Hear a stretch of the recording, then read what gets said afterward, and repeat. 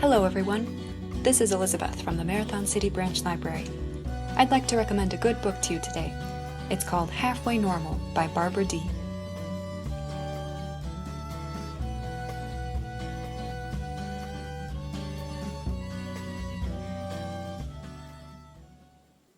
Halfway Normal is an absorbing story about Nora, a girl who loves doodling, Greek mythology, and by the way, is recovering from leukemia. The past 2 years she has been out of school because of her treatment schedule. Now she's back at a new school in 7th grade with many of her old classmates, but life is different. At school, people who know her pity her and try to sound understanding. They apologize for not visiting her more often in the hospital. Some people are really curious about what it's like to recover from cancer. Just because someone asks a question doesn't mean you owe them an answer, and you don't need to entertain anybody with your cancer story, the pediatric social worker told Nora before she re-entered school. Or else people mistake her for a boy because her hair is so short. Then Nora meets a new boy in her 8th grade level math class.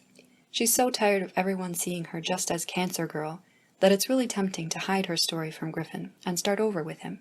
To talk about things like mythical creatures and his rock band, instead of whether taking the stairs makes her feel overly tired and why the cafeteria hamburger smell brings back nauseating memories for her. Will Nora ever become comfortable with the fact that her cancer experience is a part of her life now? How do you act normal around people who have not gone through the same struggles you have? Author Barbara Dee says this book is about learning to find the language to communicate your experience, to share it with others. I think that applies to all of us, whether or not you've gone through a traumatic health crisis. Your experience is different from anyone else's. And reading this book really helped me become more aware of how the world might look to someone who's had cancer. I'm going to read from the chapter called Nice Haircut. 8th graders began invading the room then, greeting each other, hugging, laughing loudly. They were enormous and looked a million years older than me, especially the girls, who had curves and boobs. Some of them had on eye makeup, a few had dyed parts of their hair purple or blue, and most of them were wearing black and gray, colors that don't even count as colors, versus me with my short brown hair, my teeny size, and my flat chest. I crossed my arms in front of the Cheeto-colored tee, which suddenly seemed to be screaming girls' department, even if it didn't have pandas or ballerinas or ice cream cones. "Hey, can I ask you something?" Griffin was saying. He seemed embarrassed. "Could I please borrow a pen? I forgot one." "Oh, no problem." I quickly unzipped my backpack. On the bottom, underneath the binders and folders we bought yesterday, was my small sketchbook and my pen, colored pencil, and marker collection. "Take any one you want." He peered into my backpack and took out a green gel pen. "Wow, you sure have a lot of writing utensils." "What?" "Pens, pencils, markers. Why do you have so many?" "Because I spend a lot of time in waiting rooms. I like to draw. Well, not really draw, doodle." "Yeah? Can I see?" It was kind of a weird question to ask someone, but he seemed interested. I mean, not like he asked it to be nice, more like he was actually curious. So I took out my sketchbook and flipped through some pages, showing him zentangles, random swirly shapes, then some dragonish creatures I'd invented.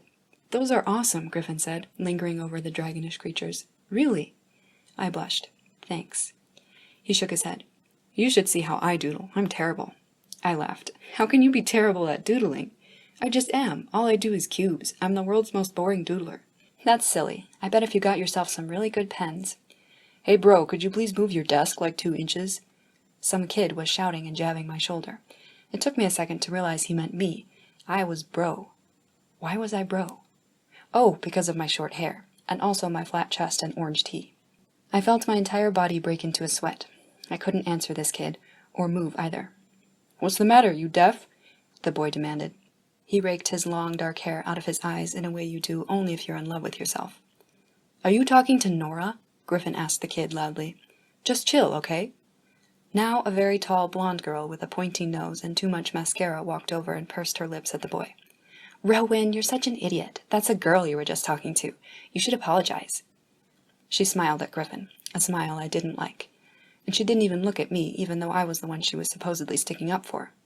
"Sorry," Rowan muttered. You could tell he wasn't even embarrassed by his mistake. "It's fine," I muttered back. The tall blonde girl didn't take her eyes off Griffin. "Hey, I don't know you. I'm Taya." Griffin extended his hand again. "Griffin Kirkley," he said, smiling. Taya giggled in a way that reminded me of the coin return in the hospital vending machines. Immediately I hated her, as well as Rowan. And I almost hated Griffin, too, except right at that moment he dropped his hand from Taya's grip. "This is Nora. She's new here, too." Taya glanced at me. "Hey, Nora," she said in an airy voice. "Hi." I pretended to search my backpack for something. There was no reason to think Taya knew me from before. But even so, I didn't want her attention, and I was relieved when she finally stopped chatting with Griffin and took a seat on the other side of the classroom.